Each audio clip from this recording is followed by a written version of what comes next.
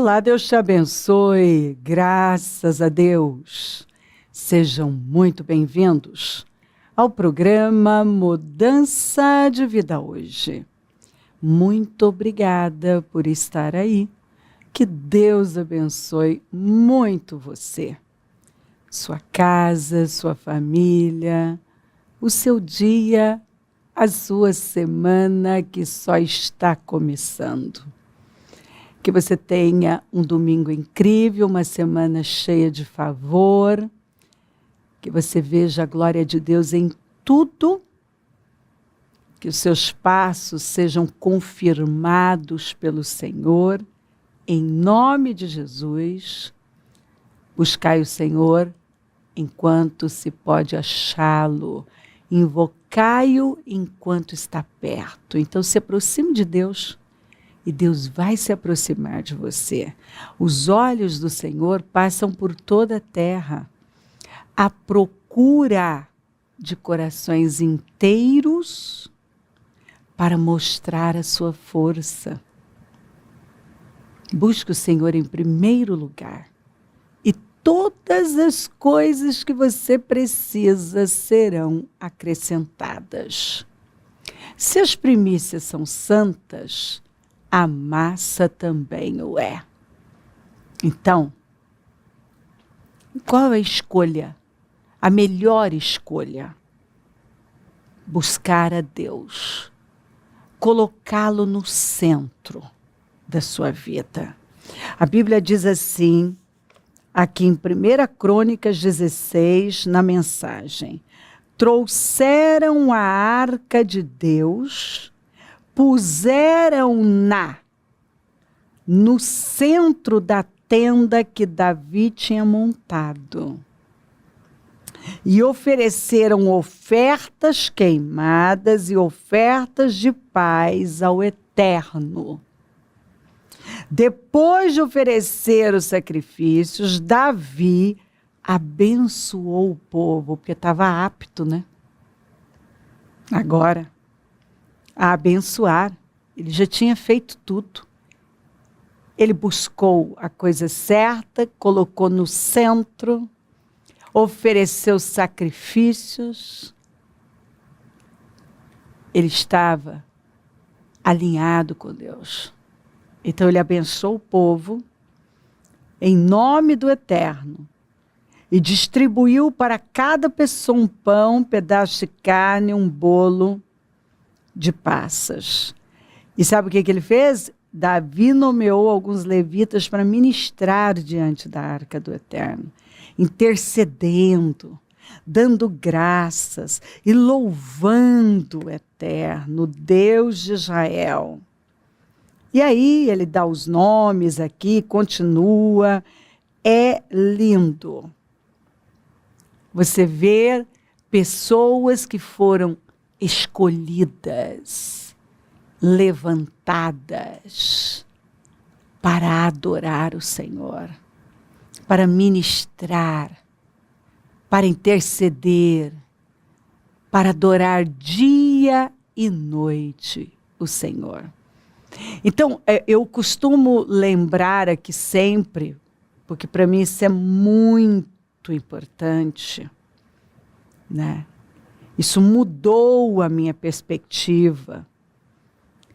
Quando eu, estudando as Escrituras, vi que Davi, quando assumiu o trono, ele fez duas coisas muito importantes.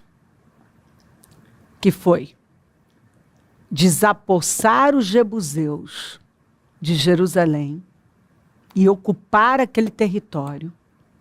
O lugar mais alto da nação estava ocupado pelo inimigo. E ele desocupou, ele botou o inimigo para correr. Então, olha só, o lugar mais alto da nação estava ocupado pelo inimigo. Qual é a nossa parte mais alta? Qual a parte mais importante da nossa vida? É a espiritual. E se a parte espiritual, que é a parte mais alta, está ocupada pelo inimigo, quer dizer, o mal tem poder, o Senhor não é prioridade na minha vida, eu não vou ter uma vida completa. Então, por anos, os jebuseus ficaram lá. Até Davi assumir o trono. Quando ele assumiu o trono, ele não aceitou mais que o inimigo ocupasse aquela área tão importante, o lugar mais alto da nação. Porque o lugar mais alto, a parte mais alta da nossa vida é a nossa vida espiritual. E se ela está derrotada, se ela está ocupada por inimigos, então eu estou só na parte baixa. Eu nunca vou viver tudo que eu poderia viver. Então, as partes baixas até foram desocupadas, mas a parte mais alta estava ocupada pelo inimigo. O que adianta você até conquistar algumas áreas? Profissionalmente eu vou bem. Minha saúde tá muito boa. Mas a minha parte espiritual está um fracasso. A segunda coisa, dentro da parte espiritual, ele foi em busca da arca do Senhor. Porque por anos a nação ficou, por exemplo, nos dias de Saul, ele nunca se preocupou em ir em busca da arca. O próprio Davi falou isso. Que nos dias de Saul ninguém se preocupou em busca da presença de Deus. Porque a arca representava a presença de Deus.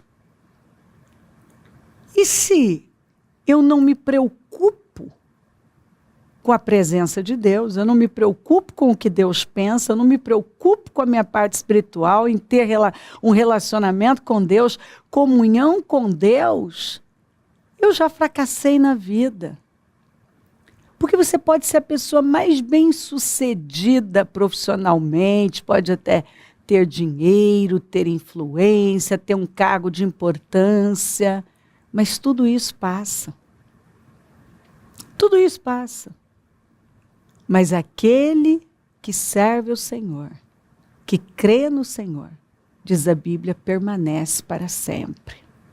Tudo passa. São glórias momentâneas, né? Se eu viver 100 anos, são 100 anos. Agora, eternidade não tem fim. E como eu vivo esse tempo, vai determinar onde eu vou passar a eternidade. A Bíblia apresenta 2 caminhos, céu e inferno. E só tem um meio de nós passarmos pelas portas do céu. Por Jesus Cristo. Ele é o único mediador entre os homens e Deus. Ele é a porta de salvação. Ele é o bom pastor. Ele é o eu sou. Eu sou o que você precisa. Eu sou o pão da vida, eu sou a água viva, eu sou a porta. Eu sou o Senhor. Jesus Cristo é o Senhor. Jesus Cristo é o Senhor. Apresentam por aí muitos deuses, mas só um ressuscitou. Está sentado à direita do Pai. E só tem um caminho para chegar ao Pai, tem que passar por Jesus. Ninguém chega ao Pai sem Jesus. Então eu creio no meu coração, confesso com a minha boca que Jesus Cristo é o Senhor e eu sou salva. Eu sou justificada. Mas se eu não creio no meu coração, eu não confesso com a minha boca que Jesus Cristo é o Senhor, eu não tenho como ser salva. E existe eternidade. E só tem um jeito de nós passarmos a eternidade com Jesus, crendo nele. Crendo nele. Obras não podem nos salvar. Religião não pode me salvar. Dizer que eu sou a melhor pessoa do mundo, isso não me salva. Não tem o poder de me salvar. Até porque o próprio Senhor Jesus disse que as nossas obras são como nossas justiças, são como trapos de imundícia. Então, assim, eu só posso ser justificada pelo sacrifício da cruz. É pela cruz. Quando eu creio no sacrifício da cruz, no que foi conquistado na cruz, vencido na cruz, dominado na cruz. Quando eu creio e me alinho com o Senhor, e me submeto e reconheço o senhorio do Senhor Jesus, a minha vida é transformada. O caminho que leva ao céu, ele é estreito, ele é apertado, ele tem pressão. Agora, o caminho que leva à perdição, ele é largo, ele é espaçoso, ele não tem pressão. Ele está alinhado com a cultura. E quando eu vejo pessoas se desviando da verdade e se aliando ao ímpio, ao invés de se alinharem com Deus, estão se alinhando com a cultura, estão alargando a porta e apresentam uma teologia, mas ela não é bíblica. Porque eu tenho falado muito sobre isso. Teologia, todo mundo tem uma. Todo mundo tem uma opinião sobre Deus. Todo mundo tem. Você perguntar para as pessoas, de forma geral, todo mundo tem uma teologia. Só precisa saber se ela é bíblica. E o que mais nós temos visto são teologias que não são bíblicas. Não são bíblicas. Nós temos visto gente como a igreja de Sardes, que tem fama de estar viva, mas está morta.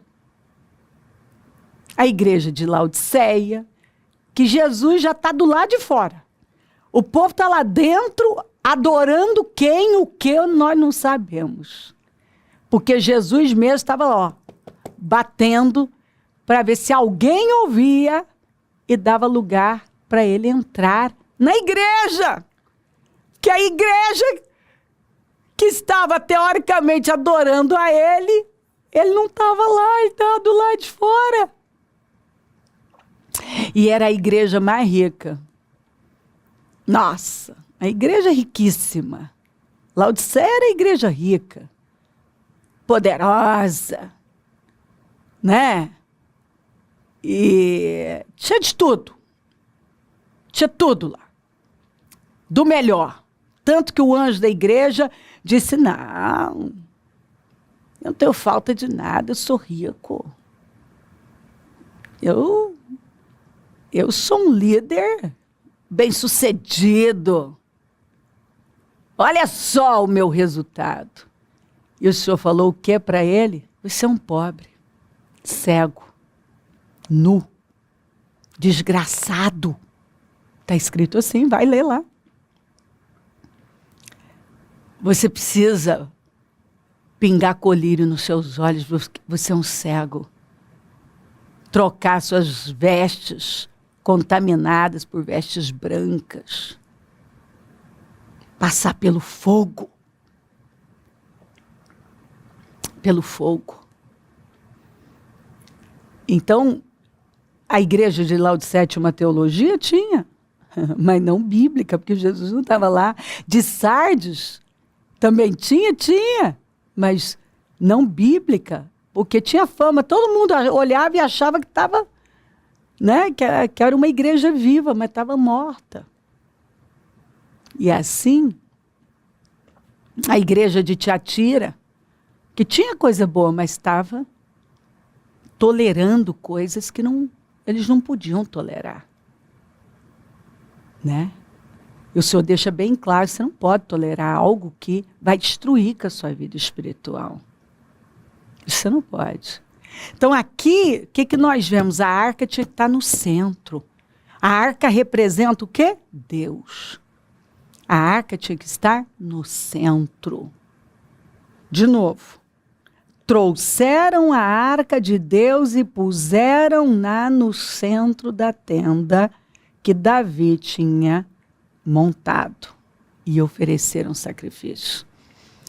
Então, eles trouxeram a arca, Davi foi buscar a arca, quer dizer, foi em busca da presença de Deus. E colocou onde? No centro daquela tenda. No centro. Então, qual é a mensagem para nós? Eu tenho que buscar a presença de Deus. E colocar o Senhor no centro da minha vida. E oferecer a Ele sacrifícios. Honrá-lo de todo o meu coração. A gente sabe que essa forma de adoração instituída por Davi, uma adoração simples, mas é a única que Deus tem saudade, né? Da tenda caída de Davi, quer dizer, é um padrão de adoração que foi deixado. Onde havia o quê? Simplicidade, verdade, corações rasgados, e eles adoravam de noite, de forma tão simples e tão profunda. Tudo que eles queriam era a presença de Deus. Eles queriam a presença de Deus. Eles iam para aquela arca e se debruçavam ali em busca da presença de Deus. Então, Davi, quando subiu ao trono, ele não foi atrás de construir um palácio. Ele não foi para nenhuma outra direção, senão desapossar os inimigos do lugar mais alto do país, buscar a arca do Senhor. Ele só tomou decisões espirituais que iam favorecer a vida espiritual da nação. Por quê? Porque Davi sabia que quando o espiritual vai bem, todo o resto vai bem. Quando eu cuido da minha vida espiritual, quando eu me alinho com Deus, eu me volto para Deus, eu me rendo a Deus, eu me submeto a Deus, eu reconheço o senhorio do Senhor, eu me coloco de forma submissa, eu persigo a santidade. Quando eu tenho prazer no Senhor, prazer nas coisas espirituais, minha vida vai explodir. Porque quando Deus tem tudo de mim, eu tenho tudo dele. Tudo dele. Quando o Senhor se torna realmente a minha prioridade, a prioridade da minha vida, da minha família, não há limite. Não há limite para Ele me promover, para me erguer, para Ele abençoar a minha vida. Então, às vezes eu vejo gente correndo para lá e para cá, como Saul. Saul correu atrás de muitas coisas, da aprovação das pessoas, de levantar um monumento em honra a ele mesmo. Ele correu atrás de manter o trono. Ele queria, Deus botou ele lá e ele ficou correndo atrás de segurar. Então ele só correu atrás de coisas que passam. Ele perseguiu o trono. Davi perseguiu a presença de Deus. Aí você compara os dois reinos, os dois reinados. Saul, um fracasso, derrota pura, e terminou seus dias de forma lamentável, se suicidou. Davi, um rei, fez a liderança dele, o reinado dele, foi de glória. Conquistou as áreas que ainda estavam ocupadas pelo inimigo, ampliou o território da nação, levou o povo para Deus. Ele foi chamado de a lâmpada da nação. Os seus soldados disseram que ele valia por 10.000. A Bíblia diz que o Senhor não escolheu um lugar, ele escolheu um homem. Eu escolhi Davi, eu ungi Davi, eu escolhi Davi. Então, assim, a Bíblia diz que Deus era com Davi e Deus dava vitórias a Davi. Mas Davi, você vê que ele não toma uma decisão, ele não tomou uma decisão sem pedir direção a Deus. Ele consultava o Senhor. Ele tinha uma fome por Deus. Você lê os Salmos, você aprende a adorar com Davi, porque Davi foi um adorador. Você vê que ele compôs canções, são esses salmos. Ele fabricou instrumentos somente para adorar a Deus. Ele tocava a harpa, era tanta unção que os demônios, o mal que estava em Saul, só saía com Davi tocando a harpa. Olha o poder que havia, olha a unção que Satanás não suportava e saía do Saul quando o Davi tocava a harpa. Então, Davi não se tornou esse rei que depois de Jesus é o nome mais citado na Bíblia. Um rei assim, surpreendente. Eu sempre falo que Davi precisa ser estudado. A entrega, a fidelidade. Ele sempre deixou claro que ele queria Deus. Me tira tudo, mas não me tira o teu espírito. Você vê ele buscando pela vida espiritual dele. Me devolve a alegria da salvação. Contra ti pequei. Né? Nós lemos o Salmo 32, 51, você vê esse salmo de arrependimento, né? Quando ele pecou com Betseba. Quando o filho morreu, após ele passar ali 7 dias orando, jejuando, ele se levanta e vai adorar a Deus. Quando o Senhor o corrigia, ele dizia, o Senhor tem razão. Gente, eu me emociono quando eu estou lendo. Eu vejo aquela passagem de Simeia tirando pedras nele e ele dizendo, eu estou passando por isso porque o Senhor está permitindo, então eu vou passar. Então, um homem que amou a Deus e deixou um legado para nós. Ame a Deus acima de tudo. E neste domingo o Senhor está falando com você, enquanto a vida espiritual de algumas pessoas, e talvez a sua, não for colocada no lugar mais alto, não vier em primeiro lugar, você não vai conseguir, e muitas pessoas não vão conseguir viver tudo que poderiam viver. Deus está dizendo, busca minha presença e me coloca no centro da sua vida. Vai buscar a arca e coloca no centro da tenda. Busque a arca e coloca no centro e ofereça sacrifícios ao Senhor. Tome essa decisão aqui hoje. Que você vai buscar a presença de Deus e vai colocar o Senhor no centro da sua vida. E vai construir a sua vida com base nele. Vai pegar todos os dias a sua cruz e vai segui-lo. Que significa oferecer os sacrifícios que são necessários. Vamos? Levante-se. Levante-se e tome a decisão mais importante.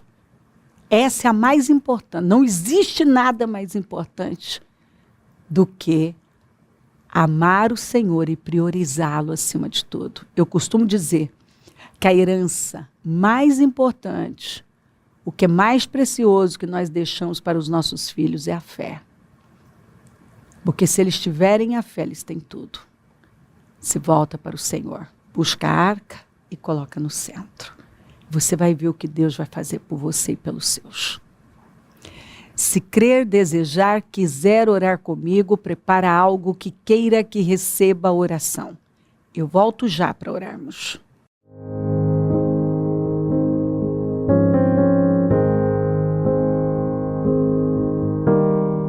Senhor, meu Deus e meu Pai, eu oro por cada vida querida que está comigo. Peço que essa palavra tenha dado consciência, temor e levado essa pessoa a se curvar completamente, totalmente diante do Senhor. E dessa forma a vida dela vai mudar para sempre. Eu abençoo lares, famílias, todos que enviaram os seus pedidos para oração. Eu consagro tudo e tomo posse de temor e de uma vida de santidade. Eu abençoo os meus amigos e companheiros semeadores e profetizo abundância e crescimento na vida desses fiéis. E onde esse programa estiver chegando, que esse temor, esse entendimento tenham tomado conta dos corações, que uma fome viva pelo Senhor, que eu deixe pessoas famintas pelo Senhor e decididas a priorizar aquilo que deve ser a prioridade, deve vir em primeiro lugar, o Senhor. Buscar a arca e colocá-la no centro. Peço a tua bênção, dou a minha bênção e agradeço demais por tudo. Amém? Amém, amém. Graças a Deus. O número do Disque Vida é 3296-9449. Rua Taquari 995 na Moca, onde nós estamos. Hoje às 9, a reunião das primícias para a família amada de Deus. Pegue sua família, traga um convidado e vamos adorar o Senhor. Se ele não voltar, vou continuar aqui falando de vida e mudança de vida. Bom dia, amém.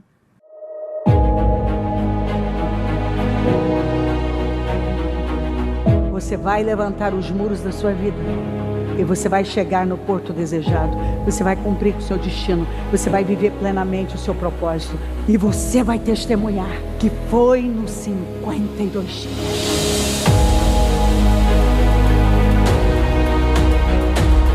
Dia 6 de julho, às 9 horas, início do propósito de fé dos 52 dias para a restauração da sua vida, com a Santa Ceia do Senhor.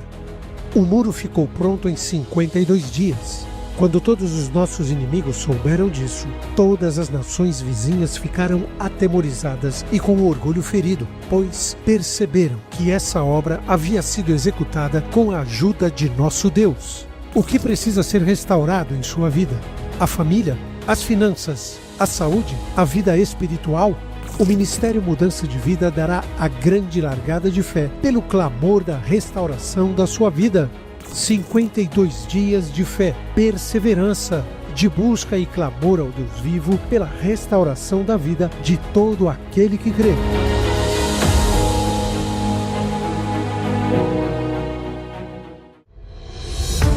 Comece cada dia com a orientação divina, permitindo que Deus guie seus passos e transforme seus desafios em vitórias.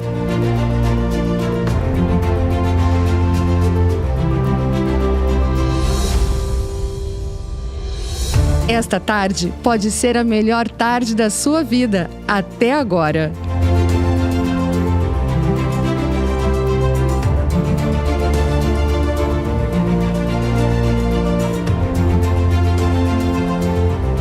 Livre-se das preocupações e da ansiedade. Desfrute de suas noites de forma agradável.